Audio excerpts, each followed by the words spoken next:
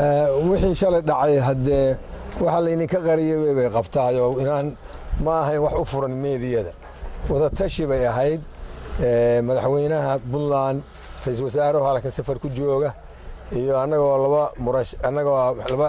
xildhibaan aqalka sare ah wadatashi bacdama ay soo gabagabowday doorashadii xildhibaanadii aqalka hoose ama golaha shacabka ay soo dhamaatay lana bixi timi doono dhawaan inkastoo waqtigu uu ciriir yahay inaanu bal wixii nagaga aadan aanu ka tashanno waxayna ahayd wixii aanu ka hadalnay waxa deer media laga sheegay ma jiraan laakiin waxa beenta ah oo media laga sheego anigana la ii sheegay waxba kama jiraan wararka qaar oo hore loo daabacay waxay sheegayaan in aad ka wada hadasheen tanaasulaad dhinaca musharaxnimada ah adiga ra'iisul wasaare Sharmaake warar kale waxay sheegayaan in ballanqaadi ay jiraan la xiriira inaad xilka qabanaysid igad